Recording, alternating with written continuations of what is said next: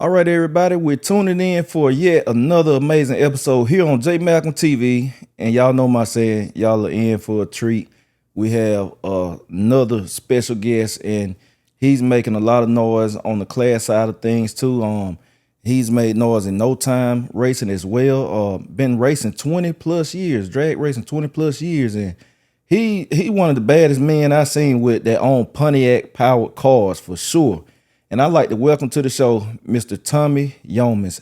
How you doing, brother? I'm doing great, man. Good to be here. Man, I appreciate you for coming on, Tommy. It's an honor to have you here in the seat, and I'm looking forward to just getting your story out there to the world and letting everybody get a little more familiar with you.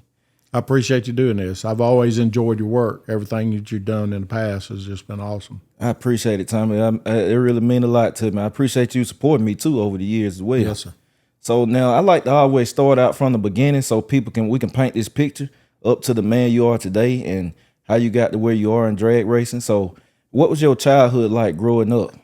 I grew up in a rural community outside of Baldwin County, and my dad had a pretty significant motorcycle wreck when I was 10, and he had been debilitated and crippled most of his life from that. But I have an awesome, amazing, strong Christian mom. Raised us up in church, and she made us the people that we are. My brother and my two sisters, Right. And she raised us and took care of him at the same time, and we growed up. You had to work hard for everything you had, and it just that brought me to where I'm at now. Is the work ethic that she instilled in us, and to be able to get anywhere in life, you have to work for it. Most definitely. And a lot of young kids are missing that these days, and I think as parents, we wanted to try to make our kids' life better than what we had it, and Absolutely. not as hard. And I think sometimes we do an injustice to them by not making them work for it. Because mom didn't have it to give to us, so we had to earn it. If we wanted something, we had to earn it, and you had to get out there and do it. And I think that's what makes people's character, builds people's character. Oh, most definitely. And that's what has made me succeed in business and in racing and in relationships, Everything from a marriage to work, everything. You have to work at it. Nothing's given to you, If it's given to you, it's easily lost, it's easily forgotten. Absolutely. I completely agree. So I heard you say, you and your siblings had that hard work method and, just instilled into you, and you done applied it to life in general. So what was your first job? I mean, at what age did you first started like working? Man, I started, cutting grass as a kid, and growing up in a rural community, work with different people, putting up fence and bale hay and do anything. As a kid, when I grew up, you did anything to get some pocket change, to get you some money, because it was all driven by money. If you just you wanted a bicycle or whatever, you had to earn it. You had to get out there and work for it, and I think it was instilled us to do that. Right. And so my first real job, I think I got to work at a builder supply, and I worked in loading trucks and delivering stuff and going out and doing that, and then I just started. My granddad was in construction. Okay. And he was a bridge superintendent all over the state of Georgia. Oh, really? And he was always in construction, and I got fascinated by welding. And I loved the idea, and we had shop classes, and I took some architectural drafting and some mechanical drafting, and I loved the way he worked on stuff and worked on hot rods. Everybody as a kid, we all wanted a car. That was you wanted a car. You wanted to grow up to where you could get you a car, and so we had some old junk beaters and stuff that we worked on and tinkered with and everything.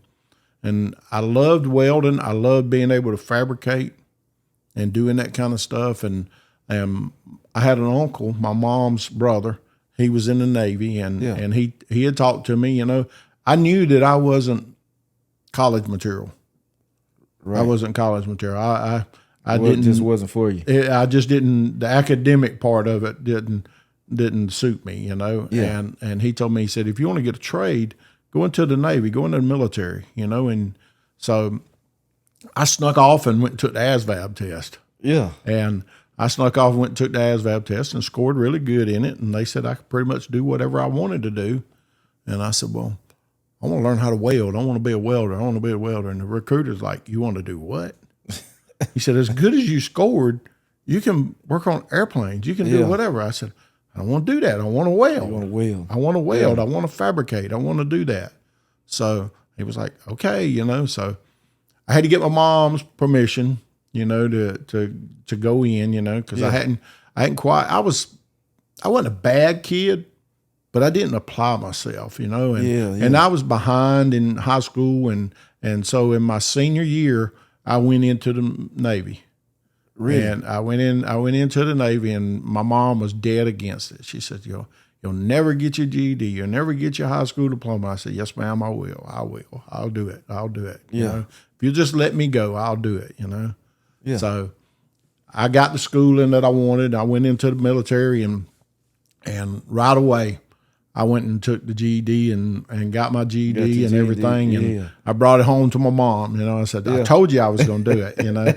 And so she's supported me all my life, you know, and I learned how to weld and fabricate in the Navy. And God blessed me to put me at the right place at the right times to allow me to get some additional schooling while I was in. Right. I never wanted to make it a career. I just wanted to get the schooling and get the knowledge that I could gain from it. Yeah. And a lot of people needed that and did that. I was one of those people. And the military taught you, you know, being reliable, being on time, being punctual, doing what you're supposed to do. And they helped me. It helped me a lot. And I also learned, I got to go to some shipyard schools, and I got to go to I was in the right place at the right time. Yeah. And I was able to pick up some additional schooling while I was there. And when I come out, I went to work in construction. And right out of the Navy. Right out of the Navy. I went to work in construction, and I wanted to weld and fabricate, and I started welding out in the field and just progressed slowly from there. And I moved my way up from a laborer to a welder to a foreman, and then up to a superintendent, and just kept working hard, moving up the ranks, and just moving up, and just I try to tell people now. People get hung up on, I'm working for somebody else. Yeah. I'm working for this company. I'm working for that company. I'm working for this guy.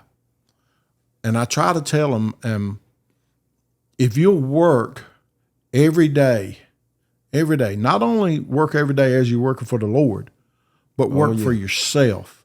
Oh, yeah. Work for yourself. If you think about it, that if you go out there and every day, I'm working for Tommy, or I'm working for JMalcom, or I'm working for whoever. And if you'll find out that if you work for yourself and you work for your name, you can do anything you want to do. Absolutely. You can accomplish anything you want. Right. All you got to do is work hard. And don't let it get overpowering to you. Some people think that they're working for somebody else. They're working for the man. They're working for, but you're not. You're working for yourself because you're building your name. You're building your character. Yep. You're building everything about you. And when you do that, it multiplies throughout your years, the older you get. Right. I've just turned 63, and I've endured a lot, and I still feel good. I still enjoy going to work every day. Right. I love the challenges, and it's just fun to me. And then I go at home and go up to the shop and work on a race car, or if I want to work on one of my little hot rods or something, I'll work on it, or cut grass or whatever. But whatever you're doing, do it the right way. Absolutely. It don't matter what you're doing, and a lot of kids miss that nowadays. They don't have that work ethic. There's nothing wrong with making your kid get out there and cut grass. Not at all. There's nothing wrong with that. My mom would make us get out there in that yard, pick up them sticks. I'm like, but Yeah. But she knew what she was doing. You know, she Yeah. knew what she was doing. And I think kids miss that. They miss out on that. You Yeah. know, and if you can help a young person, I love helping young people. I'm a fanatic about kids at the racetrack. Drag racing is an incredible sport It is. to where you can bring kids into your pit, bring them into your camp, and, you know, just come in and experience the cars, experience everything about what you're doing. And they can move to the next pit and do the same thing. And we just enjoy kids, and I enjoy having kids of all ages. And that we'll post kids' videos. We'll come in, they'll come in, and we'll let them get in the car and start the car up, you know, and stuff like that. And it makes their day. Yeah. You just don't know what kind of effect you can have on a kid's life. Yeah, I agree. I totally agree.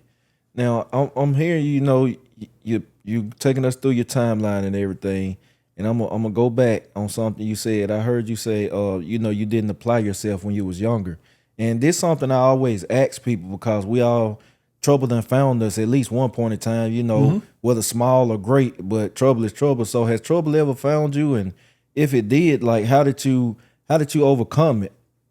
I had little scrapes and stuff like that, you know.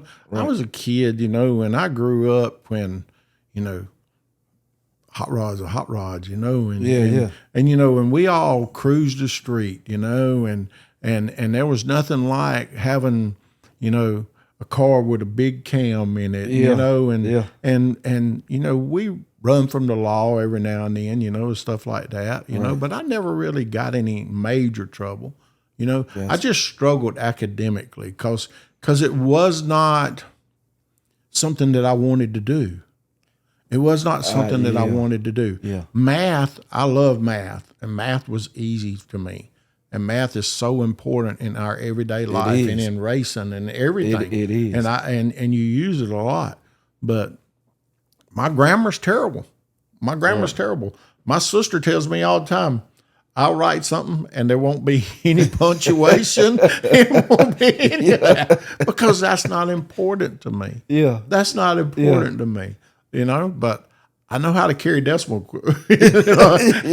I know how to do math. I know how to do math. Yeah, that's what you got to have. Yeah. Yeah. So, you know, that was the only thing, you know. I mean, I was blessed. I had a good mom, and she was on her job. She did her job well. She kept us in line, you know, so I didn't get to stray too much. That's great. That's great to hear. I always ask because, you know, some trouble small, some big, but anyhow, we all go through things, and I like to let the world hear other people's, like, how did you overcome it and stuff, because everybody's attack is different to overcoming trouble. And now going back, I heard you say y'all hot rodding and stuff too. So what was your first hot rod, legitimate hot rod? Like, what was your first one? My first legitimate hot rod was a 1968 Firebird. Was a 1968 Firebird. Right. Yep. I had worked at a gas station, and a guy that worked there, this was a true gas station now. Car pulled up, ding, ding, ding. Yeah. You know, and you run out, and how can I help you? Pump gas, wipe the windshield, check the oil, you know. Yeah. It was a true gas station. And so the mechanic that was there, he had a 1965 GTO. And, you know, everybody back then had a Camaro or Mustang, sort of like today. You know? Yeah, same thing. And everybody had a Camaro Mustang, you know, but that GTO was just something to me. And it had a 4-speed in it, you know, and in all reality, it probably wasn't really quick. But to a kid, you know, it was really, really quick. Yeah. You know, and it had the big cam in it, you know, and it, you know what I'm talking about. Oh, yeah. It just talked junk sitting at a red light, you know, and that's what all our cars were like back then, you know. Right. And so I had a 1968 Firebird, and I worked on it, just like everybody did, you know. And I had several buddies. I had one that had a Gran Torino, and I had one that had a Chevelle, and I had a couple Mopar buddies, you know, and had a couple other Firebird buddies, you know. Yeah. And one of my best buddies today is one of my high school buddies, you know. Really? And we kind of knew of each other back then, and we knew, and we liked Pontiacs. Both of us liked Pontiacs. Yeah. And he's my best friend now, you know, and he's He lives not too far from me, and he's still in the Pontiacs. Same And, thing, yeah. And he got out of racing a little bit, and then when I got hot and heavy into it, I drug him back in. And Yeah. he reminds me every time he's out there working on the car, he said, all this is your fault. If you hadn't got me back into this, I wouldn't be doing this again now. But we have a really good time and a really good friendship. Man, that's great. So Tommy, you just been into the Pontiacs your whole life then. Pretty much. So what is it that draws you to the Pontiac so much? Cause you're one of the few that I've met that you true to Pontiac, and hearing your story now, I see you always been true to Pontiac. Yes. So, all right, just take for the outside, for instance. Yeah. Okay. So you look at a first generation Camaro. Yeah. And everybody is a nut about a 69 Z28. That's right. Okay. Yep. But you look at a 69 Firebird or a 69 Trans Am, they have more chrome, they have more bling, they have more character, they have than just a Camaro. Right. And the same way with the Mustang. And Pontiac always had more style to me. They had more style, the body lines. I look back and, everybody watches all these car rebuild shows. Yeah. And you see Chip Foose and all them, and they French in the tail lights, and French in the bumpers and all that stuff. I got a 1967 Catalina station wagon that came from the factory, and the bumpers and the tail lights are Frenched in. Already, yeah. From 1967. Yeah. Pontiac was ahead of the game. Yeah, I say that even with their engine technology too. Correct. Yeah. And that's what everybody doesn't understand, and I try to tell them. Pontiac uses one block. Yep. One block. A lot of people don't know that. Yep. One block. And everybody goes, well, you got a big block. No, I got a block. You got a block. I got a block. I got the only one they made. That's what fascinated me too. I tell people, I said Pontiac had an aftermarket block before there was an aftermarket block. Correct. Yep. And they did all their cubic inches and all their motor sizes off of stroke and bore. Yep. And that's how they did it. And it's just one block. And, and I try, as I got faster and got more competitive and tried to do class racing, you always have to argue with the tech reps and try to figure out, how to get. We all as drag racers want less weight, more power. Yeah. That's just the rule of racing. Yep. So they wanted to lump me in as a big block, and I'm like, no, I'm not a big block. Well, you're a small block. I said, no, I'm a Pontiac block. Yeah. And they have 4,600 bore space is a small block. Yep. Pontiac's 4.62. Okay, so you're going to penalize me because I'm 4.62, not 4,600. Yeah. And I had to earn my stripes by showing them that it is just that little bit bigger, but it's harder to run because there's not that much aftermarket stuff out there for Pontiac. Yeah. And we have to develop our own stuff. A lot of the stuff we got has come from us refining the few things that are out there in the aftermarket world for Pontiac racers, you know. And we've worked hand in hand with Kaufman Racing Equipment, that's whose stuff I use. And they've done all the boring and the machine work and all that to build. They didn't even want to build a billet block. They didn't want to do that. They didn't see a need in it, you know. Yeah. And I was pretty persistent in it because I use their stuff in all my other hot rods. Right. And so it just evolved. And then as we would go faster, we would tear up stuff and then we would have to fix it. Where with Chevrolet and Ford, there's hundreds, thousands of them out there. Oh, yeah. And those cars out there doing the research and development and figuring it all out. And a lot of it's been done for years. Yep. And so the Pontiac, we just had to kind of go through our own struggles to get to where we're at. Right. So now moving along, you've been in the Pontiacs, you know, you working, you developing your own parts and stuff. Which one of your cars do you feel was the one that just really set you out there? Like, you know, got your name going. It would have to be the Orange GTO. The Orange GTO. Mm-hmm. we had the 64 before that, the maroon one. And that's what I remember. I've still got that car, and we're working on that car now. Really? And all motor. I don't mean to cut y'all time, but you got to let the world know that car's all motor. Some people thought that car's on nitrous. No, sir. It was all motor. When we come, it was kind of funny. I was always a naturally aspirated guy. Yep. And so we worked and we developed it, and we run it for a long time as an NA car. Yeah, and then you added nitrous. And then we added a small block nitrous to it. But it kind of funny the way it happened. I like to race, and I don't like a lot of bickering and arguing about the rules. You're going to take your combo and you're going to do the best you can to try to stay in the rules. Right. And I'm going to do the best I can with what I had. So I was running that thing in A. And so I wanted to race. So I would show up at the racetrack, and because we had bracket raced the car. And I had done some bracket racing, but bracket racing is like the most boring drag racing to me. Yeah. Now, there are guys out there that are extremely good at it, and it's not boring to them because it's in them and that's what they like to do. Right. And there are guys out there they'll make a pass and they'll cut triple zips, and then they'll be 3,000ths off their dial in.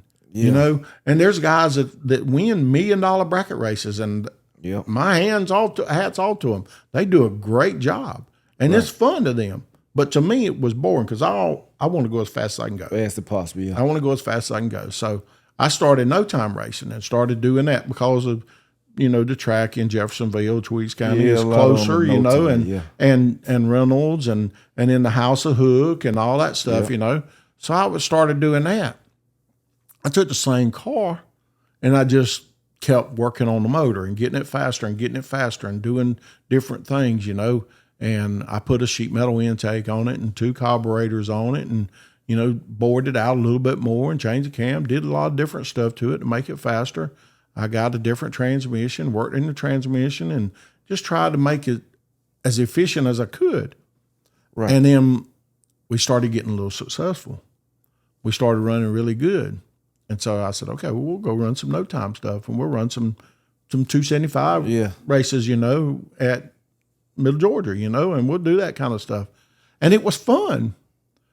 But then when they found out we were competitive, it was a problem. Then it was a problem. Yeah. When I first went to everybody and was like, I want to race in a race. What you got? I said, I got that Pontiac. And they go, you got nitrous on it? I said, no, I ain't got no nitrous on it. Yeah, sure. Come on, And then we go and we race with them, and we start getting competitive.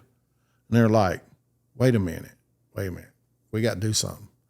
And then they started complaining. And I said, well, what you complaining about? They said, well, you got a sheet metal intake and 2 carburetors. Yeah. And I said, well, you got nitrous bottles and 2 or 3 kids. Yeah. If you can't outrun a natural aspirated car, sounds like you need to be working on your junk. Yeah. Not fussing about what I got. Yep. And so that's kind of where that went. But yeah, and I was like, I had never done no nitrous, but I'd been around enough that I knew some people, And my buddy Randy, he was a nitrous guy, he had built nitrous motors. So I told him one day, he said, you crazy, you don't want to do that. And I said, yeah, I do. So let's do it. So this was your first experience with nitrous? That was my first experience with nitrous. Wow, I would never knew. And so we built the motor. We built the motor and everything, and then I had ace in the hole. And probably hands down, probably one of the top 5 people as far as a person that I know. I mean, just phenomenal human being. Right. Phenomenal human being. Not talking about his drag racing prowess, but just a phenomenal human being. Right. Mike Hill. Oh, yes, Mike indeed. Hill. Yes, indeed. You will not find a better man to walk in the face of this earth than Mike Hill. Shout out to Mike, most definitely. He looked at me, he said, you want to do what? And I said, yeah, I want you to help me. So Mike, I think he started helping me out of pity first, because he probably thought I was a little touched in the head, And so he started helping me, and we started running the little old Pontiac motor, and we were having fun, and I wanted to go faster, you know, and I was probably, the buggy really got me hard, you know, and I wanted to go faster and faster, you know, and he was sort of creeping me along because he didn't want to hurt it. He didn't know anything about a Pontiac motor. Yeah. He didn't know how hard he could lean on it. So, yeah. So he was working on it, trying to do that. And you know, drag racers aren't never really patient. You know, we kind of want to go real fast, you know? Yeah. And so I started building the 70 GTO. I had a guy outside of Macon, Todd Dobson, and I went to him and I told him what I wanted to do. So he built the car. Right. And I had gotten with Kaufman and them about the motor and all that stuff, you know. And so we were working on it while we were still running the nitrous car. Yeah. You know, and we kept working on it, and you know, it kept getting a little faster and a little faster and a little faster, you know. And it was just that drug, you know, that kept getting stronger and stronger and stronger. You want to go faster and faster and quicker, and right. And it just, I started going to Don Long's races. Yeah. The lights out and the No Mercy stuff. Right. And, you know, I was watching, and Pro 275 was evolving. Yeah. And when it first started coming, and everybody was like, we were looking at it, and RVW back in the day was the Dwayne Mills and Stevie Jackson and Mark Mickey, and they were true cars then. They were true street cars. Yeah. They wasn't pro mods like they are now. And they were going to come out with Pro 275. Right. And I said, well, that's what we'll do, you know. And I think everybody back then thought that it was going to be a 40390 class. Yeah. Heck, X is doing that now. Yeah, exactly. You know, it's just, it's, you put racers out there, they're going to be creative. Yep. They're going to stretch the rules. They're going to find horsepower. They're going to find ways to go faster. And, you know, look at how fast Pro is now. Yeah, super fast. It's super fast, you know. And that's how I kind of got started. And then, you know, we got the GTO and the orange GTO. Yeah. And we did it. I wanted to do turbo because back then, that was in the heyday. Turbo was really the way to go. It was making the power, and it still is. It makes more power than anything. Yeah. And so that's why I wanted to do that. And I figured with it being a Pontiac motor, I needed as much as I could get. Right. So I wanted to do it. And it made the most horsepower of any Pontiac motor to date. So you have the record. Mm-hmm. And how much power did the orange GTO make? On the hub dyno at Fuel Tech, it made 3,645, I think is what it was. I know it was 36. I know it was 3,600. I think it was 45. Night. Yeah, to the rear tire. 3,600. Mm-hmm. Tommy, what? Now let me double back. Your Pontiac before that, which was naturally aspirated. Mm-hmm. Ultimately, how much power did you get that car to make? We dynoed the motor. The NA motor, right? And it made just under 1,200 naturally aspirated. Wow. Just under 1,200. So you never dynoed it after the nitrous? No, never dynoed it after that. Now, ultimately, how fast did you get that car to go? We got that car to go 470s. 470s. That was on the NA. No, NA. 470s NA. Wow. 470s NA. Yep. That is impressive. And the reason I double back and ask you how much power that made, because that's a big jump. You know, that's a huge jump in power. Oh yeah. So what was that transition like for you? Jumping out of this, and I'm used to this. Now I'm jumping into, man, that's double the power. It was more than double. It was truly astonishing. Yeah. It was truly astonishing. Mike told me one time, he said, Mr. Tommy, he always calls me Mr. Tommy. I keep telling him, just call me Tommy. Yeah. You know, but he says, Mr. Tommy, he said, you jumped straight off a cliff. Yeah. You know?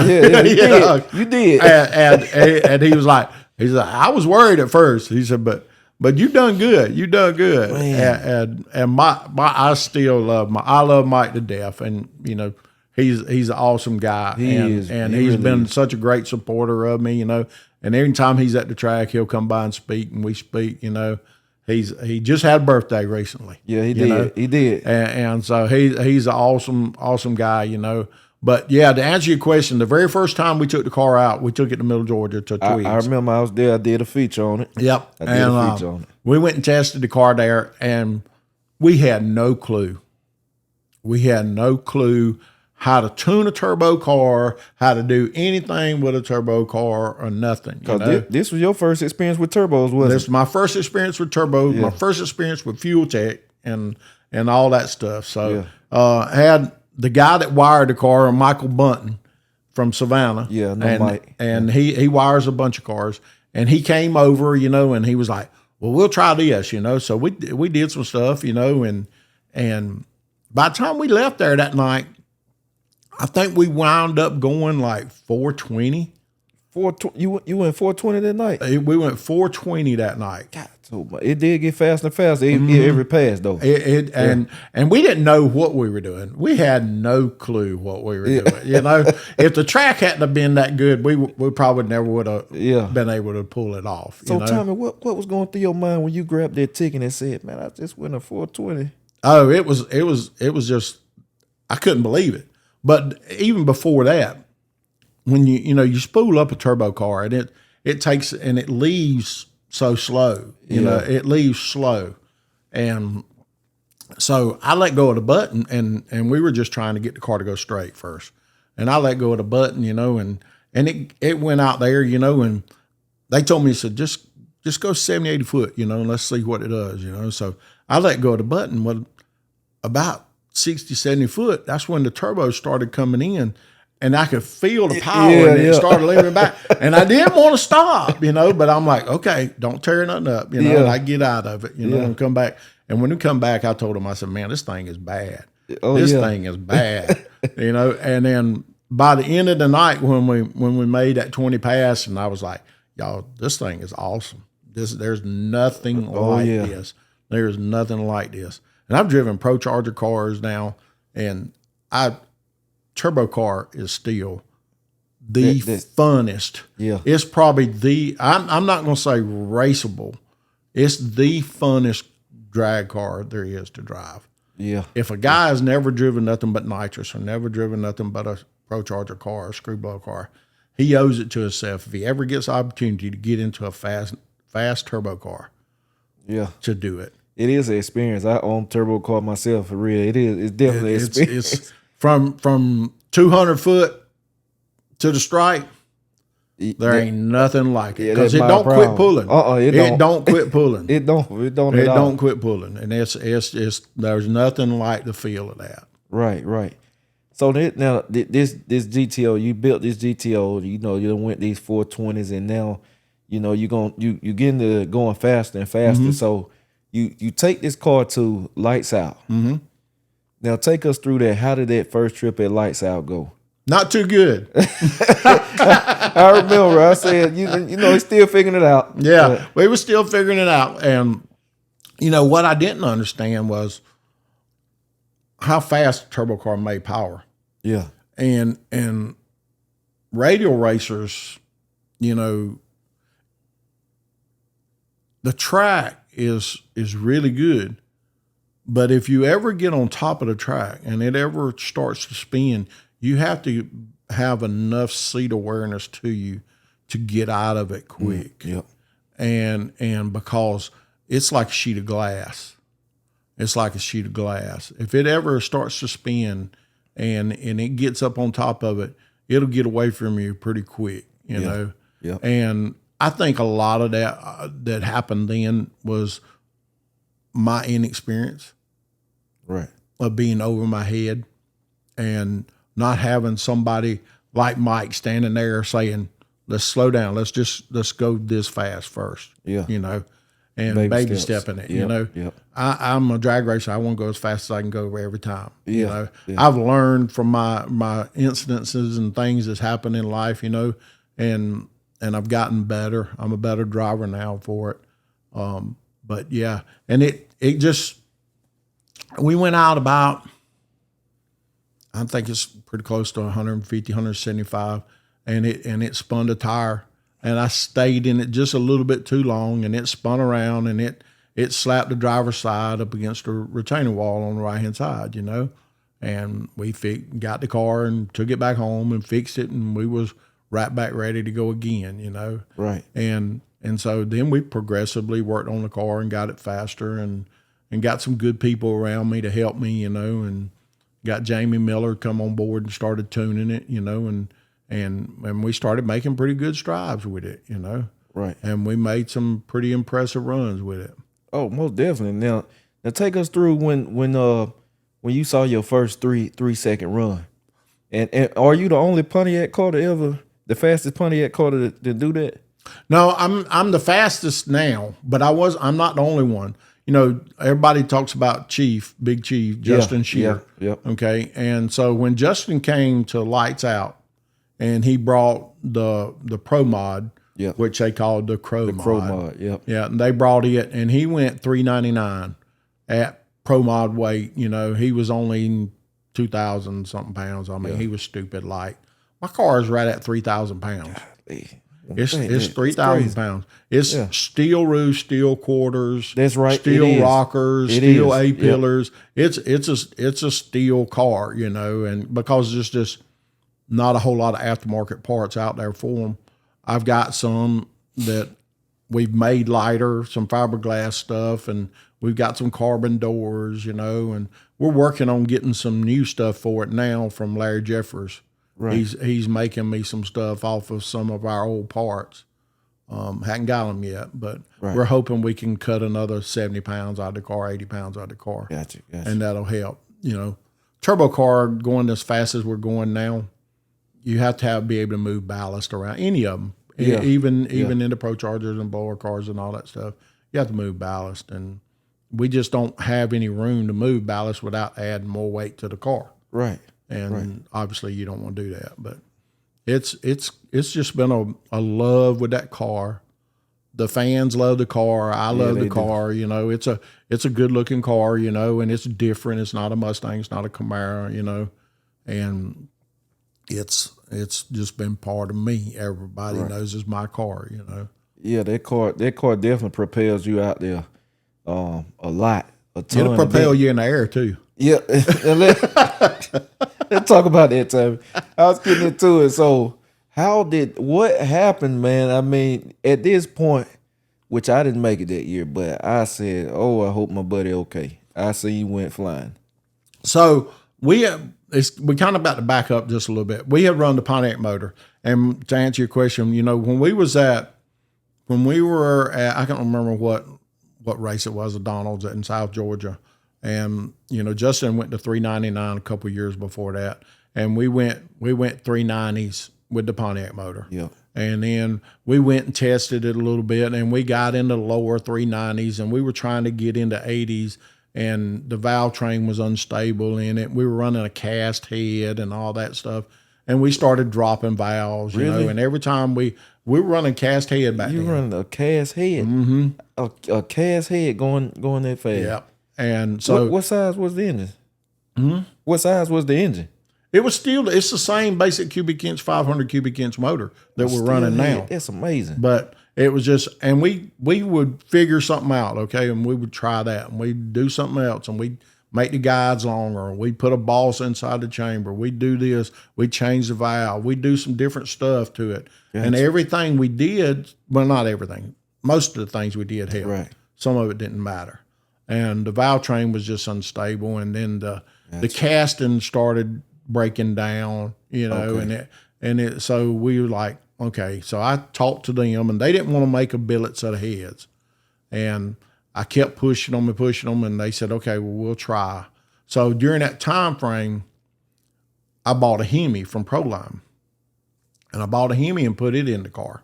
Right. And so we put it in the car, and we started running it, and we got to Alabama, and the night before, we went 370, I think like 376 or 75 or something like that. Right. Was the last pass, and the car was just like on a rip. Right. You know, it was on a rip.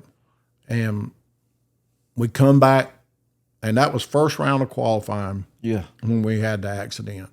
And, you know, these things have wheelie control in them. And the car got out there, and this backs up to what I said about the driver. Yeah. The driver needs to learn a little bit. And I'm always been super aggressive, and I've always felt that I could drive anything, you know. Yeah. And I've drove in numerous cars with them wheeling, you know, because in bracket racing, you know, the tires up in the air. You're all the time up in the air. That don't bother me, you know. And it's just, so I never had a fear of it, but you had wheelie bars on it, you know. Yeah. So I let go the button. David Reese was beside me. And so when I let go of the button, the car went out there. And right before we left, they took like 7 pounds off the nose. Yeah. And moved it back in the car because the track was really good. And, you know, and they were like, well, I don't think we're going to need it, you know. And he said, well, I'd rather put it on the back just in case we try to spin or something, you know. And I said, okay, whatever, y'all. I don't question him. And so I let go of the button, and it got out there, and it started trying to wheelie, and I pedaled it, and and it come down, and I got back in it again, and then it started climbing again, and then I pedaled it again, and then by then the turbo cars built up so much boost going down the track. And the same thing happened to Dwayne Mills. The same thing happened to Tim Slavens. Yeah. You know, as a turbo car goes down the track, more and more boost is built up. Right. So that when you stand back in it, it's got all that power stored. It's just there. At one time, just. And so it come up that last time, and it come up really sharp and aggressive, and it got into wheelie control. And when all this is afterwards, we found out all this looking at the data. It pulled 12 degrees of timing out, and it dropped the nose. When it dropped, it bounced off of the shocks. So it bounced, and the front end come back up. But also at the same time, it was not, the wheelie control didn't catch it anymore because it was down level. Yep. And the fuel tech system and everything said, okay. And the driver saying, okay. And I started coming down on the throttle, and it ramped all the power back in. And it had 70-something pounds of boost. God. It had 70-something pounds of boost. And it just climbed the tire. It just climbed the tire immediately. It never stopped. It just went straight up. And when it went straight up, I felt the back end come over, and I knew I was up off the ground. And it was, you know, the car was straight up. And I'm looking out the side window, and I'm like, okay. I reached up, and I killed the power. And I said, Lord, please don't let me come down on that wall. Oh, yeah. You know, please don't let me come down on the wall. Either stay in the track, but I knew by the way I was going, you was well off the track. It was going either hit the wall or I was going over the wall. And so when it did that, it landed in the only spot out there that there was nobody, no nothing. God was in control because he laid me down right out there in basically a mud hole. Yeah. There was a little bit of a mud hole right there. And the back end of the car touched down, and then it kicked it over, and it nosedived, and it stopped instantly. The car didn't flip. The car didn't do anything. The door blew off right before it landed. And so I hit my seatbelt, and I climbed out with my Hans and everything on. I was fine. I felt like I was fine. You know, and I started taking my helmet off. When I started taking my helmet off, I could feel my back was getting sore. And just like a typical drag racer, I walk around the car to see how bad the car is. Yeah. You know, and by then everybody's on top of me. You all right? You all right? Yeah, I'm fine. I'm fine. Where you at? I'm in Steele, Alabama. You know, the medics and all them, they're going to always ask you, where you at? What's your name? And all that stuff. And I didn't have a concussion. I didn't bang my head. I didn't do anything. It just messed my back up. Right. And so it goes back to that thing that I always believe. God's in control of everything all the time. Absolutely. And he had me in the best place because UAB Birmingham was right up the road. And they took me straight up there, and they seen what I needed to do. They fixed it and fused L2 and 3 together and put rods from L1 to 4 on both sides, and I hadn't looked back. So out of all that happened, that's the only injury you sustained.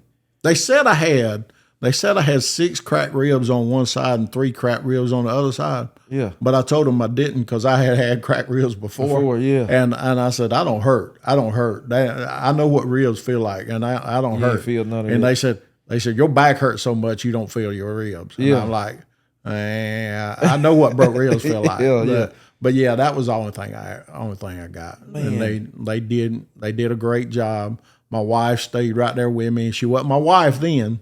Right. She was my girlfriend. And Yeah.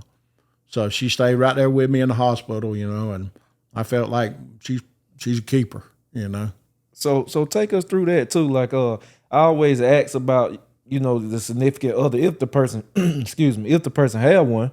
So how did y'all meet, and what's that like with you being in the hot rod? I love to ask this question. With you being in the hot rod, and how does she deal with that? Because it's expensive. It's expensive and stuff. So how did y'all meet, and how does she deal with your hot rod passion? So it was an interesting thing. So both of us have been married for a long time. Right. To someone else. Right. And her husband passed away. And my wife passed away. And we have both been married. I had been married like 35, 38 years, and she'd been married like 32 years, and we never knew each other. Some people say, well, y'all knew each other before. I said, no, we never knew each other. Yeah. Never knew each other. And never even seen her, and she'd never even seen me.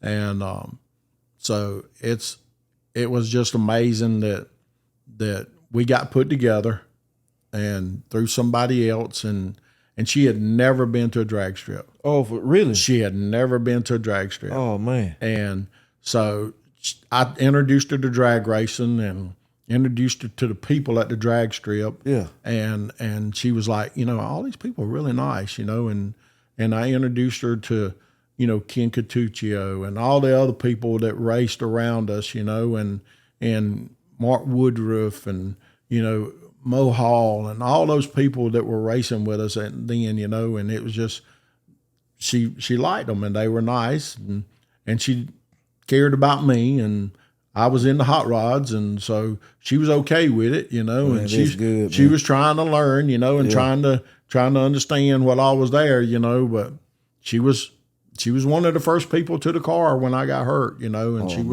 she was right there, Right. And we left there and went straight to the hospital, and so it was pretty interesting, but Yeah. no, Cheryl is her name, and I'm blessed to have been able to have 2 women in my life that I love dearly, and I think God put her in my life, and she's been a great soulmate, great companion, and we've hit it off, and she's learned, and she's still learning about racing, and she likes it, and she likes going, and she loves the cars and stuff like that. That is great. I always ask because sometimes you feel they do this bump heads and stuff too. So I'm like, each relationship different, each guy and wife or significant other different. So I always like to ask that question as well too. Mm-hmm. So now we going along, and you got this amazing hot rod. This hot rod making all this power, and we know this stuff is expensive. So how much does it take to build something of that caliber for guys aspiring, or younger guys, or any guy, or lady aspiring to build something to go to that caliber of racing? Like, what does it take to do that? It's extremely expensive to do drag racing. It is. And I think where a lot of people, you just need to do whatever makes you happy. Right. And whatever you can afford and whatever makes you happy. And if you're struggling, I didn't just start off with that. I moved up and just kept going faster and I still buy stupid toys and I try to go faster. And so it's just, I think if I can give anybody advice as far as that goes, just try to maximize your combo whatever it is. You know, build a car that you can afford to run and you can go racing and you're not stressed out because you are going to break stuff. Oh, yeah. You are going to tear stuff up. And just build something that you're comfortable with, that you can have fun. Because that's, in the end of the day, if you're not having fun, you need to find something else to do. Yeah. Because it costs too much money. And I think it can bring you a lot of enjoyment and can bring you a lot of heartaches. It can bring you a lot of struggles. But the people out there that succeed in drag racing work hard at it. Oh, yeah. Everybody that's not in drag racing, they think, oh, y'all just going to a track and have fun. Right. Yeah, we have some fun. We have fun. Right. But it takes work to have that fun. Yeah, it do. At the track, at home, at the shop, going to the track. You know, and it's an endeavor that you have to have people behind you.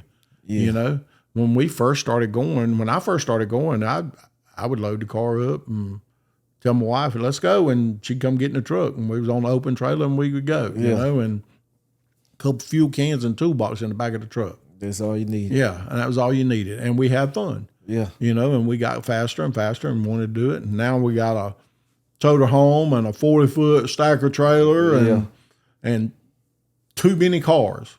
Right. We're still having fun, and that's what I just tell people. Just try to find something that you can have fun with, and it'll come. If you want it bad enough and you want it to go faster, you'll figure out a way. Oh, yeah, absolutely. You'll figure out a way to do it. And there's people out there that are willing to help you, you know? Right. That's the thing about the drag racing community. I don't care who they are. You know, I'll give it to the guy that I got to run the next round. Yep. If I got it in my trailer, I'll give it to him. Yep. You know? And that's just the way we are. That's the way drag races are made. And that goes from pro mod racing all the way down to 6.0 index racers. Yep. You know, that's the kind of character that drag racers have. Yeah, it is. It's a different community. Mm-hmm. It's for sure a different community in drag racing and stuff. It is one big family. End of the day, like you said, you can be racing a guy and then y'all about to go head to head, try to take each other's head off. But if they need some help, you're gonna be there to help each other. Yep. At the end of the day, you're going to shake their hand at the end of it. Mm-hmm. So now, moving along, you know, I know like we was talking about the operations, it take a lot and stuff too. Even hot rod in general is high. You know, it's expensive and stuff too. So now you yourself, you're a business owner, correct? Now, how did you get into business and what is your business, you know, for people, the young entrepreneurs out there? So I started out welding and fabricating and everything and got out of the Navy and went into construction, working in the kaolin industry and mainly industrial environments and paper mills and stuff, trying to improve my craft and trying to get better at it. And I knew in the back of my mind one day I wanted to own my own business. I never thought I wanted to do what I'm doing now, but I wanted to, you know, have a welding truck and be able to weld and all that stuff. And then as I progressed and I got my name more and more out there, I started working on the weekends and working for loggers and anybody that needed any welding or any fabrication stuff done. And I still have my full-time day job and I just kept growing. And then I was basically running a steel company for a guy that had a concrete company. Oh, okay. And I was like, you know, I told him when I went to work with him that one day I wanted to do this on my own. I wanted to own my own business. And so it come that time and I was like, okay, I got to do it. So in 2006, I went out on a limb and put my house up for hock and everything that I had and borrowed more money than I ever wanted to borrow in my life and went into business. Really? So just took the risk. You have to. I mean, you have to. And you know, I tell people take a calculated risk, you know. And it goes back to what we was talking about before. Work for your name. Yeah. Don't work for somebody else. Right. I had done work for so many people that they knew me. They knew that I was going to do the job right. They knew what kind of character I had. They knew who Tommy was. Right. Even though Tommy was working for somebody else. And I think that's where a lot of people nowadays miss the boat. Don't get hung up that I got a boring job. I got this, Yeah. You're going to work more days of your life than you're going to do anything else. Yeah. So enjoy whatever you're doing. If it's not what you're doing right now, find whatever it is that it makes it enjoyable, and then work at it the best of your ability. Right. And work at it like you're working for yourself all the time. Absolutely. And that's what I did. And I got my name out there. So the transition wasn't hard, to do it. It was a risk, but it was a educated risk, Right. And so I did that, and I do industrial work. I work in plants, and I do structural steel fabrication and erection, pre-engineered metal buildings, and pipe and mechanical type work. That's what I do. Okay. And it's just been a blessing, and it's allowed me to do the things that I do. Right. So going into it, and you took the risk and you got your business started and all of that. Like, was it for you? Was it scary from the jump? Because it was a huge risk. I mean, hearing what you did, like, take us through that. Like, was that what were you feeling at that moment? Were you scared, or were you just like, hey, I'm about to just dive in head first and make it happen?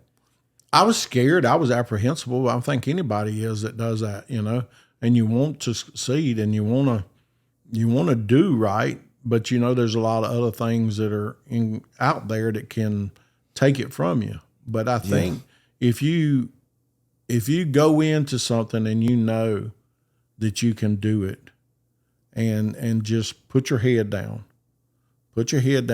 focus on what you want to do, and just keep pushing forward. It's the same thing with racing. If you want to go 4.0s, well, keep your head down, keep pushing forward till you go 4.0. Then you're going to go 390s, and then you just keep pushing forward. And the same thing with work. Work ethics and drag racing ethics are the same. I think if you have that drive and determination to drag race, you can succeed in work. Yeah. And you just have to focus, and you have to work hard. Your spouse has to be willing to back you up, because it's tough. I mean, when I went into business, I was making less. I was paying myself less money than what I was making when I was working for somebody else. Wow. Because I wanted to succeed. Right. And I didn't want, you can't have that instant gratitude. You have to plan and work hard. And I was always the one that I believe in being debt free. Right. Other businessmen have different ways of doing it. And I'm not saying any of them's right or wrong, but if my granddad told me, if hard times come and you don't owe the bank, you can survive. Yeah. Yeah.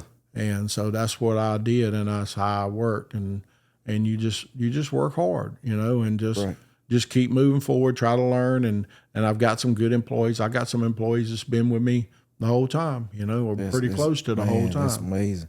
And just treat people nice, treat them fair. That's all anybody wants. That's all any of us want. You take your car into a shop, get it serviced, or your wife's car in to get it serviced. You just want to be treated fair. You want somebody to do an honest day's work for honest day pay. Right, absolutely. And I've always tried to do that, and tried to err on my fault. I don't want anybody to think that I screwed them. Right. That I've always did exactly what I said I was going to do, and I've always been fair with everybody. Right. And that's in drag racing, that's in life, everything, Right, absolutely. Integrity. So you're big on integrity and, applying that to everything you do in life and drag racing. And speaking, going back to drag racing, what I see, you're real passionate about it, obviously. Mm-hmm. It shows, but just hearing you speak more on it, you're very passionate about it. So what do you feel that initially pulled you to drag racing? Because it has to be something that just drew you to drag racing versus why not circle track or any other forms of racing, autocross. What pulled you to drag racing? I think it was more my growing up with my buddies, my hot rodding buddies, Yeah. when we were kids and we raced on the street, just like I think everybody else did. Everybody street race. Yeah. Everybody street raced a little bit, know, and that kind of drove me into drag racing. And I've been to NASCAR races and stuff like that, and it's okay, but it's not for me, and if guys like it, I know I've got some guys I know that dirt track race and they do that and they love it, Right. And that's great. Any form of motorsports is fine, but drag racing just draw me to it. Drag racers understand it's more than just going in a straight line. Yeah, it is. It is. It's more than just going in a straight line. And people outside of drag racing don't understand that. They just think you're just going in a straight line. Yeah. And maybe it's just the short exhilaration of the speed, the G-forces, and all that stuff, that keep you coming back for more. I think it keeps me coming back for more. So do you feel drag racing is a drug? Oh, absolutely. Yeah. It's probably one of the most powerful drugs out there, I think. Yeah. I mean, is it a drug? Is it the adrenaline or both of them? I think both of them. I think both of them are what that makes it so addictive, Right. And it's a powerful thing, It is. And I think the camaraderie of drag racing is a powerful thing. Right. Because we race a lot. And then like now we just left Galat from PDRA and we were back to back from the Radio Outlaw series at Rockingham to Galat. And now we're going to be home for about 3 weeks, before we go to the next race. Right. And, by the time we get close to ready to go, we're antsy. We're ready to go racing again. We're ready to go somewhere. And I think that's drag racers. I think all of us are, and I remember today and still today, if you tear up your car, it's or you hurt the motor or whatever, it's that struggle to get it ready, that time of having to work hard to get it ready is what makes it, and makes the person and makes the team, Most definitely. So when you tear that car up, you can't sleep at night. No, you cannot can't sleep at night, man. No, any drag racer, he'll be out there thrashing on it and to all hours of night. Yeah, exactly. And up in the morning working on it before he goes to work, and trying to get it done. And it's just that's the nature of the drug that we all choose to use. And Tom, I heard you say, it's that adrenaline. Mm-hmm. That rush and stuff too. So I know drag racer. I gotta ask you this. Now have you owned a car that started out as a street car and you transitioned it into a race car? Mm-hmm. So take us through that process, because this is a lot of guys' stories. And have you had that one car, this car that you transitioned to a race car? You ever got one you said, man, I went too far and I want to go back? Or you're the type of guy to just say, I just want to push forward. I don't want to go back going slow. I don't want to go back going slow. Every now and then, it's fun. I loved foot braking, and as far that was fun. And every now and then, I've still got a couple of street cars. I've still got the one car that I foot braked in, and and it's a full blown street car, and it's got an 8-point roll cage in it, and it Pontiac. It's a 68 GTO, and I still drive it, and it's pretty nice to get out there and stand on it, and and it's fun. And I used to race it in Middle Georgia, and it's the green one with the black vinyl top, and so I still got it, and I love to drive it, but no, I don't. I think at this point that if I ever decided to slow down, I'd probably just quit. But I don't see that happening. So you don't have not one car you transitioned to a race car you said, man, I went a little too far. No, I don't think so. Wow, you the first one I done met. No, I don't think so. We got the GTO, the orange car. Yeah. And I still got the maroon car that we're working on. And I got a little plan for it that I want to do. I want to build a screw-blown Pontiac motor to go in it. Oh man, that And just because of the nostalgia look of that car, and with a screw blower coming out of it, that's just a cool factor. It is. But I want to race it, and so we'll see. That's what I'm working on. I've got some of the components together, and so it's just, but we got the Mustang, and we got salvage title the Mustang, and we were running Pro 275, and it's a really good race car. It's a really good race car. Yeah, that's that gray one, ain't it? Mm-hmm. Yeah, that car's been getting down. Yeah, it holds the Pro 275 record. It's been 360 with a 0. Wow. Yeah, and we did that in South Georgia. Yeah, that's right. That's right. So it's the record holder and Pro 275. Matter of fact, I drove it in PDRA on 10.5s. Oh, you did? Yep, I drove it this past weekend. We went through qualifying with the GTO, and we tested it. The GTO's been doing phenomenal in LDR. I mean, we were the first one in limited drag radial to break 200 miles an hour, and we did that in Rockingham, and the first Pontiac to go 200 miles an hour in an eighth of a mile. You the first Pontiac do everything, and we did it twice. So we didn't just slip up and do it one time. We had been at South Georgia and other tracks. 199.7, 199.5. Almost, right. We've been all over it. We just could never break the 200. And so it all come together at Rockingham, and we did it twice. Yeah. And then we wound up running 389, I think, to qualify with a 389. But then we got the PDRA, and cars are slower in Pro Street. They have to weigh more.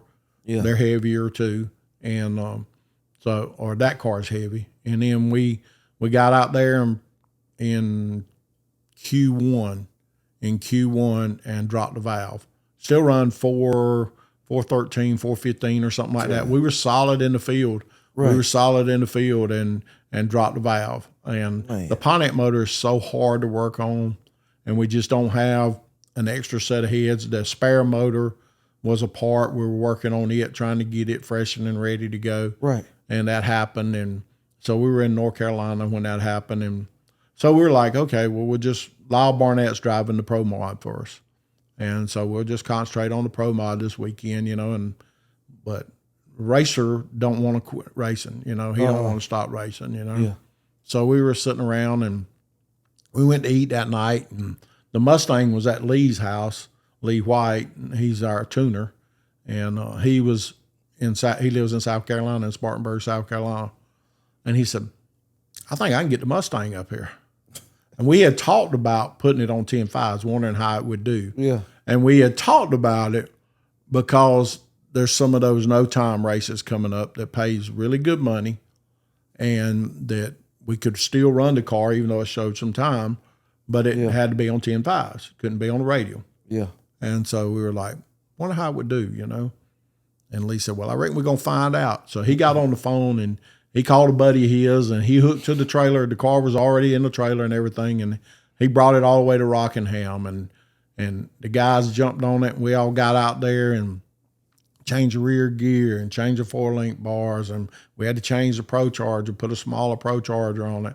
We did all that stuff, and we had 2 qualifying rounds left is all we had. Right. And went up there, and he was like, if it does anything stupid, and I hadn't driven this car in a long time, and staging a Pro Charger car versus staging a turbo car is different, Yeah.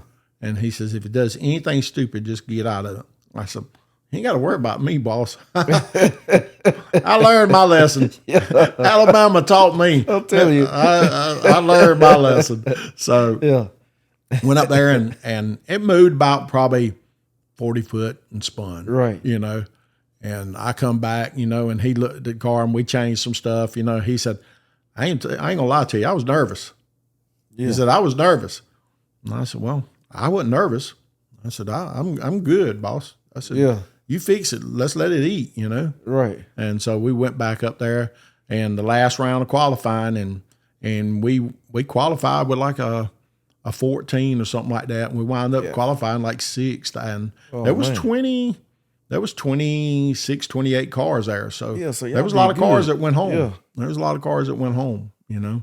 And so I was a little nervous about staging the car because, you know, qualifying, you want to go in as shallow as you possibly can, you know, to get the best number and everything, you know. And I was just like not wanting to mess it up because the guys have worked so hard, you know, to get the car done, you know. And we got the car in the field, and then next day was race day, and we come up, and it was eliminations was in the heat of the day. It was pretty hot. Right. And we had to run Richard Reagan, I think is his name, and he's got a screw-blown Mustang. And he's pretty quick, you know. And, right. And so Lee told me going up there, he said, we'll try to run an O, you know, we'll see, you know, and we ought to be close, you know, it ought to be good.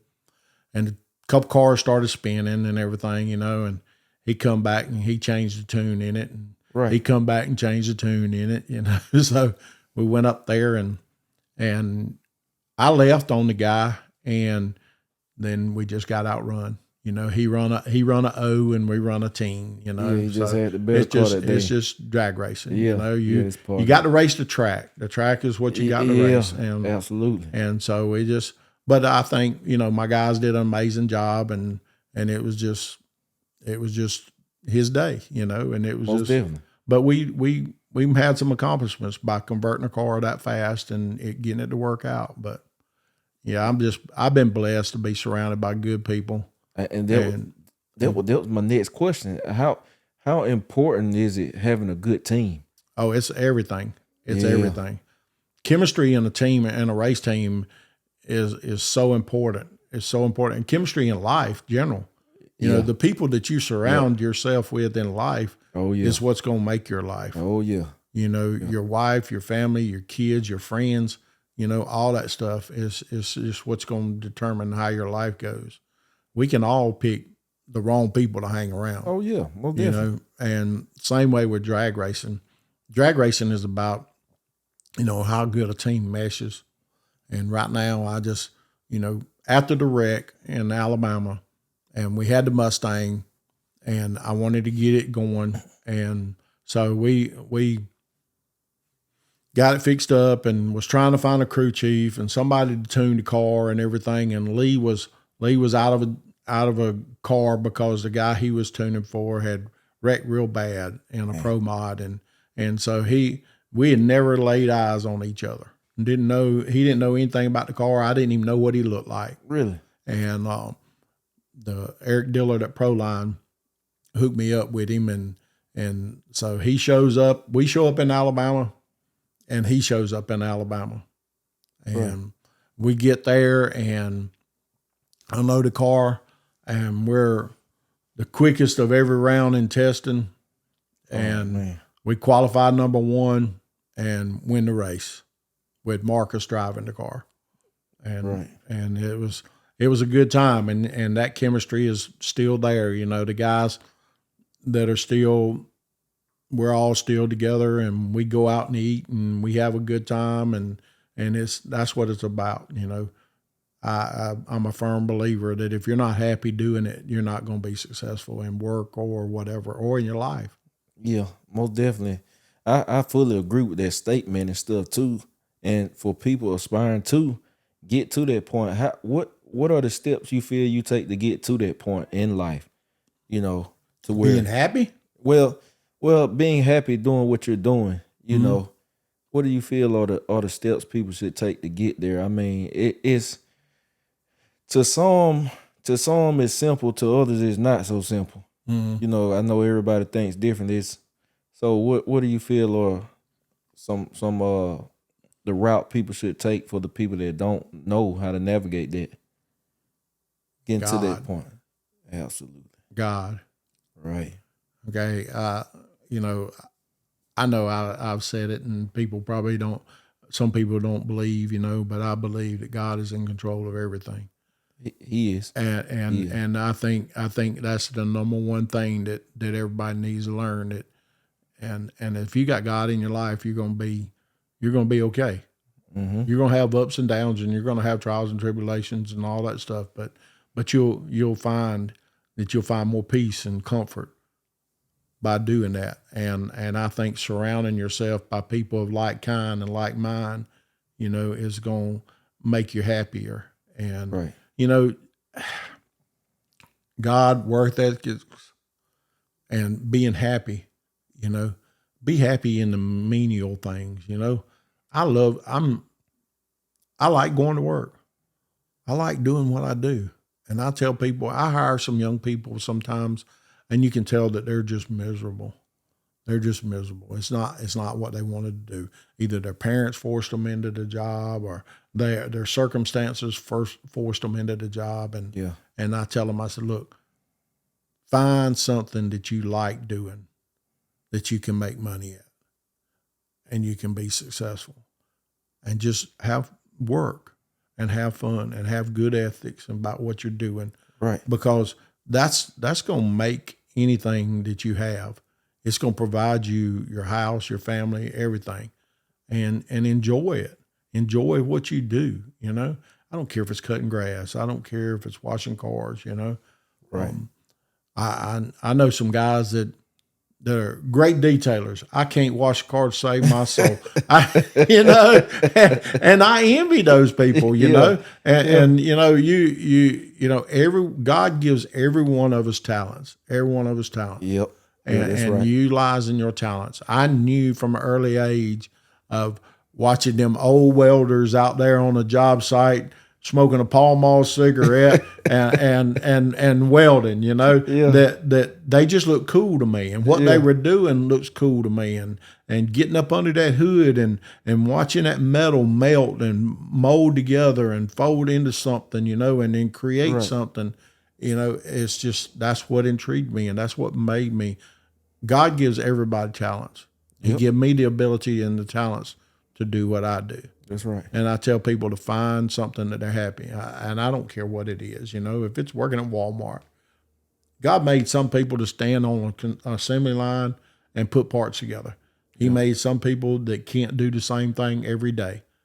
I like to see things built. I like to do things, and I like to go back and look at it later on and say, man, we did this, we built this. Which feel good. And I love fabricating. I love doing that kind of stuff. Whatever it is, find whatever you like doing that you can make money at and do it, Man. Because life's too short not to be happy. Absolutely. Life's too short. You have a God-given talent to do what you do. Your videos and all that stuff that you produce and put out there are great. They're right there with everybody else's, and it's you can see the passion in it. You can see what you do in it, and it stands out. Right. You look at Mike Hill, you look at Marcus Burke, you look at all the people that are around Middle Georgia, Scott Milner and all those people. They, those are racing related, but they also have good work ethics. They do. They have good work ethics, and that's what it takes. That's what it takes to be successful. And I don't care in drag racing, in life in general, in anything, you have to have that passion about it. Absolutely. And life's too short to be miserable all the time. I'm not no blissful, happy idiot all the time. You can ask my employees, but it's, you have to enjoy things that you do in life and just do it and have fun. And that's the same way with drag racing. Have fun. Man, Tommy, you dropping gems.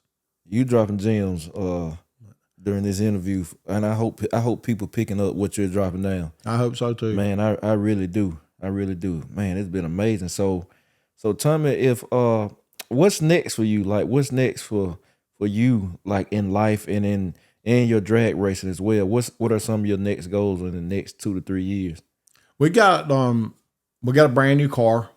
We got a brand new Pro Mod that just got finished. I say it just got finished. It's just about finished. It's at Modern Racing.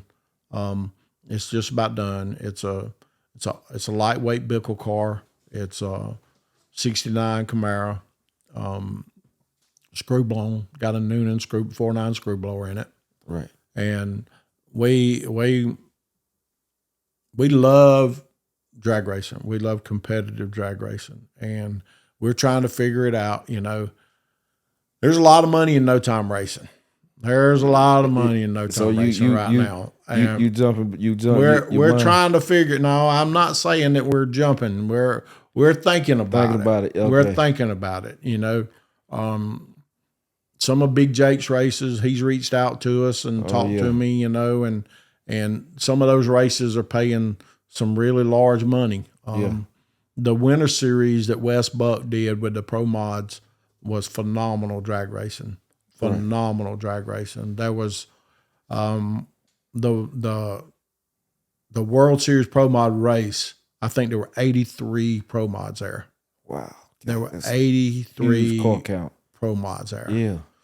The bump was from like a 358 to a 363. Oh man.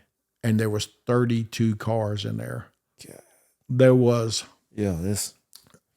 I think there were 9 cars that went a 360.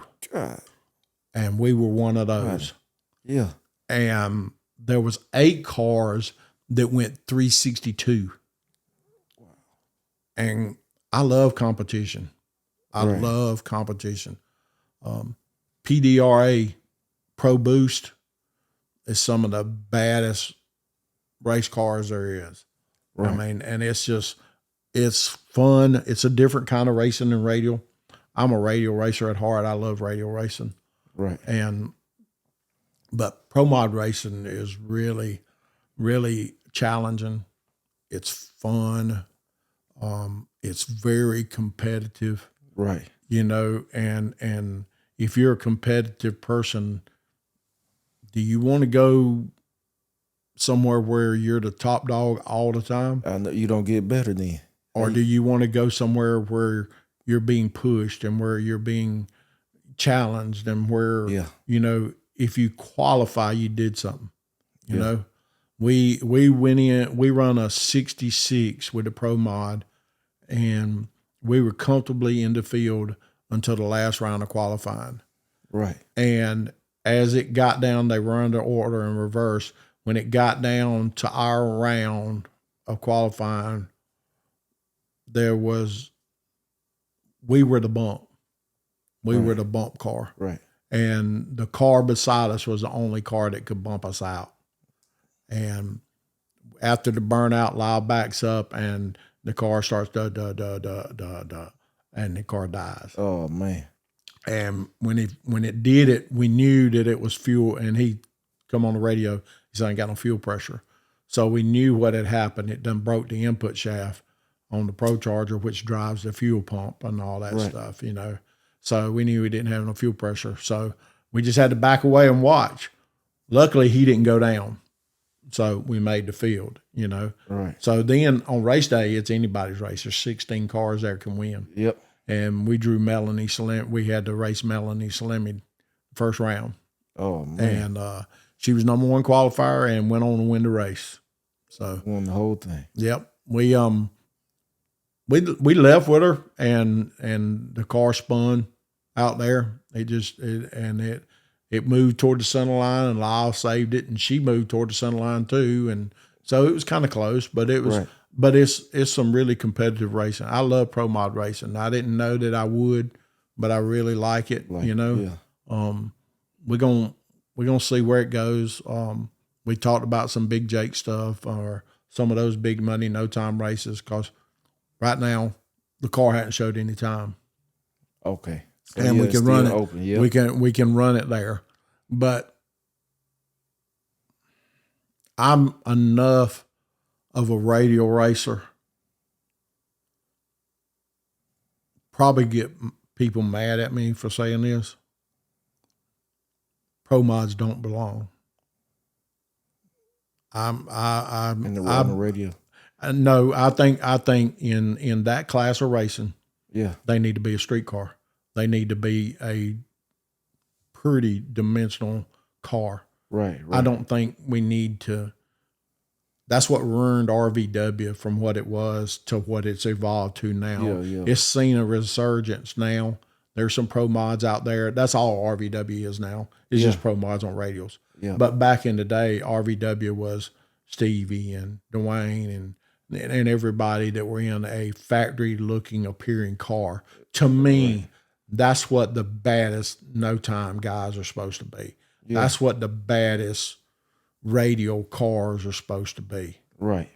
Or cars that look like what you and I drive on the street. More street style, Yeah, that's to me. And because I'm a purist, and that's what I think. Right. But we're all entitled. Now, if we decide, and the rules allow us to run the pro mod in that. But I don't know that we're going to do it. We might. We've talked about it. Who knows?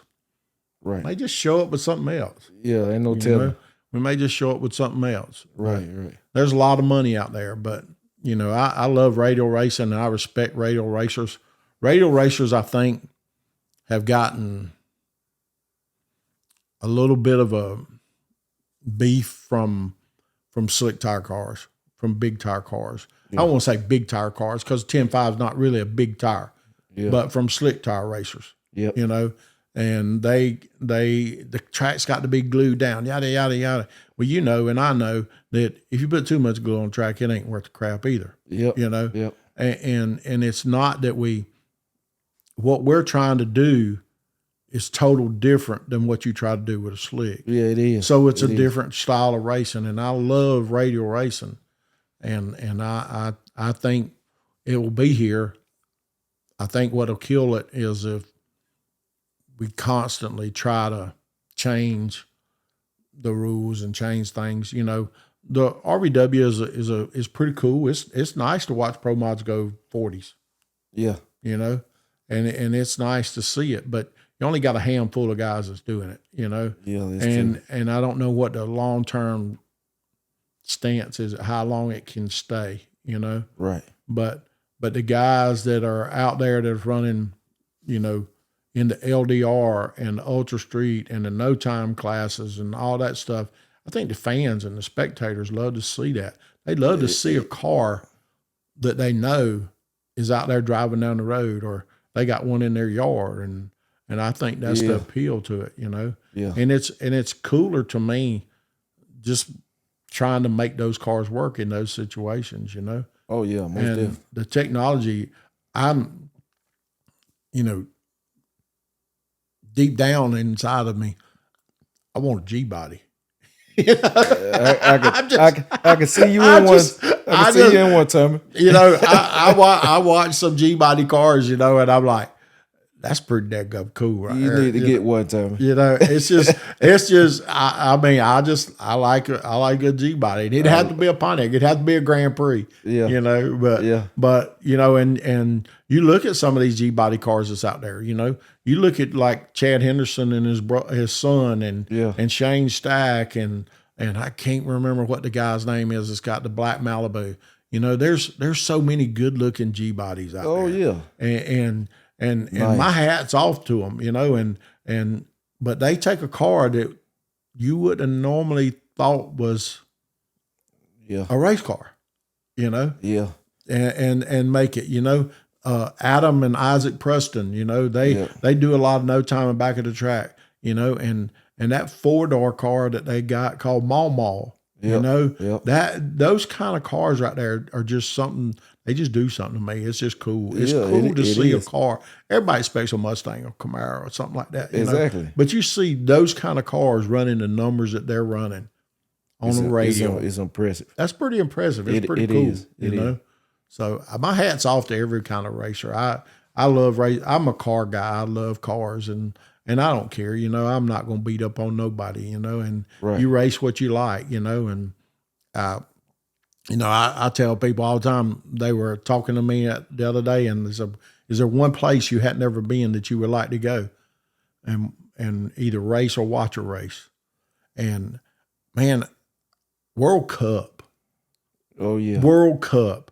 If you ever watch World Cup on TV, on Flow Racing or whatever, ever how they stream it, I don't know if Flow does it or who does it, but when they're racing imports versus domestic and they're running quarter mile, and that's just That's some gangster stuff right there. It is. That's some gangster stuff. And you go to Orlando or Bradenton in Florida, where the import population is really big. Yeah. You know, you see some pretty impressive cars.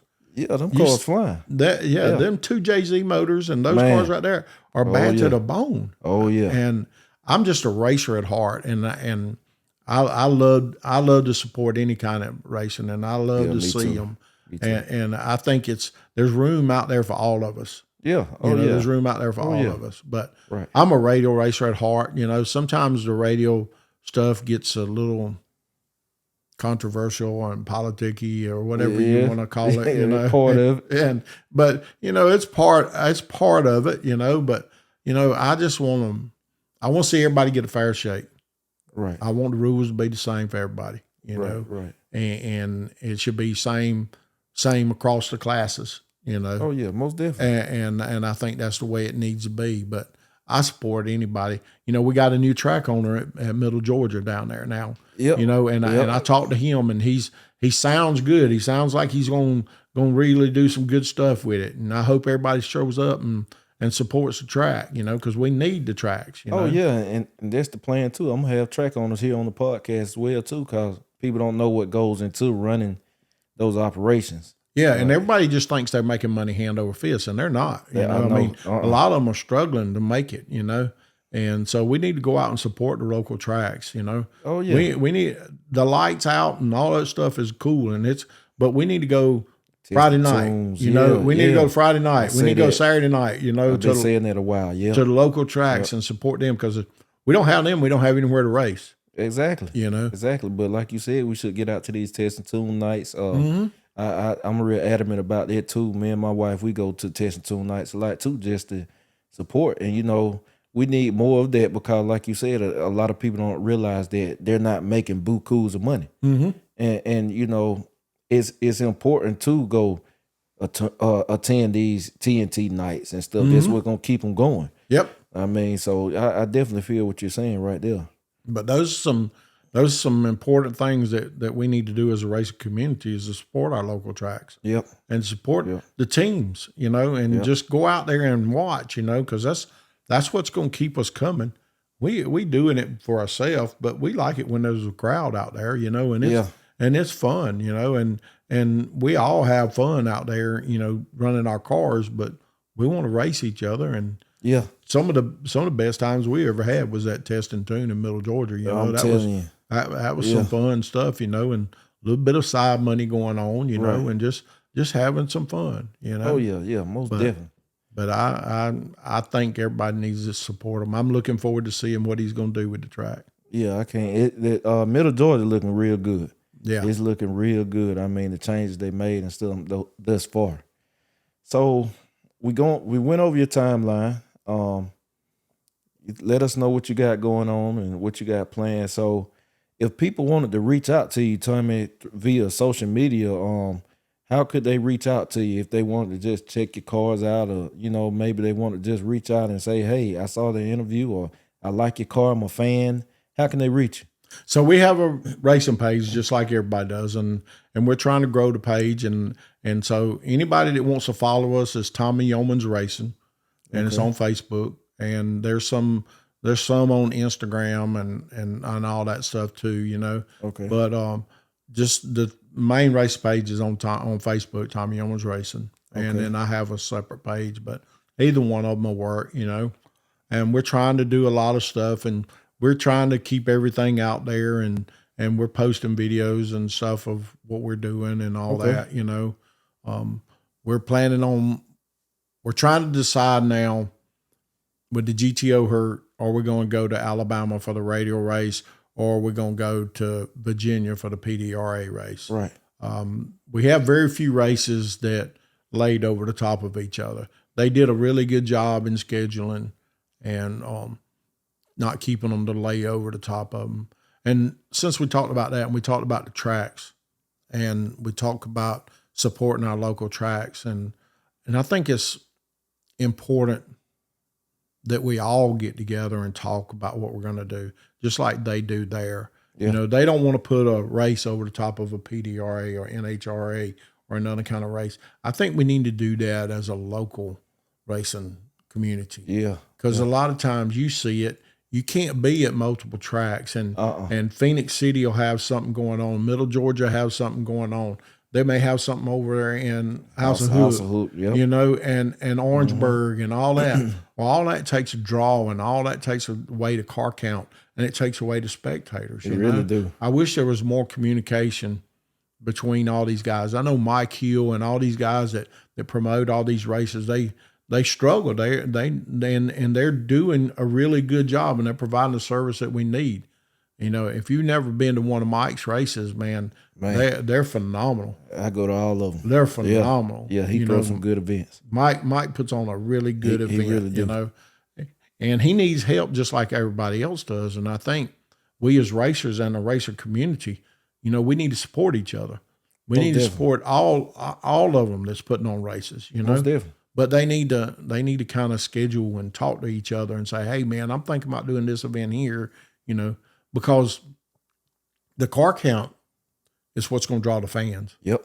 And if seems like to me sometimes we got too many races on the same weekend. Yeah, all the time. And they're stepping on each other's toes, and they're not making each other successful, you know. And I think we as a racing community, we need that. They need to work more together and try to figure it out. I know that it's going to come a time, but if you got something going on in Orangeburg and then something going on in South Georgia, that's not, you know, you might have a few teams that are going to travel the distance between the two. Yeah. But, you know, if you have something at Middle Georgia and at South Georgia and something at House of Hook and something at Orangeburg on the same weekend, you can't expect a whole lot of people turning out. Yeah, the radius and stuff. Yeah, the radius. So, gotcha. Okay. All right, Tommy. So you told us everything. You took us over your timeline and what you got going on, your socials, which I put on the screen as well if they want to follow you and all of that. And you definitely took us on a ride on, you know, your beginning up to now, man. And it's just amazing to see and to hear as well how you progress and stuff, and just me being able to see as well too, documenting video on your progression has been a pleasure, man. And something I like to do at the end of every podcast, I always give thanks to our Father in heaven. Absolutely. For everything. You know, I put him at the forefront of everything I do. Yes, sir. So something I like to do at the end of the podcast is say a prayer before we close this thing out. So we just gonna bow and I say a quick prayer. All right, thank you. Dear Heavenly Father, we come to you today, heads bowed and hearts humbled, to first give you all the glory and to honor your holy name, God. We thank you for waking us up each and every day and just allowing us to breathe this air and witness and this sunlight and just witness life that you've given us, Father. And Lord, I ask that you just rain blessings upon my brother Tommy Youmans and his family as well, Father, and just look after him and keep him covered with your holy hands, Father. All these blessings I ask in your Son, Jesus' name, amen. Amen. All right, so we're going to take it out. So, y'all, it's been an amazing episode here with my brother Tommy Youmans. Y'all see a radical drag racer, man, an amazing guy in general, too. He has some amazing things going on. Y'all make sure y'all keep up with him and the team on social media. They just got a lot going on. They're doing a lot of amazing things. So I hope y'all enjoyed this episode. I enjoyed you, Tommy. I enjoyed you. We're going to take it out.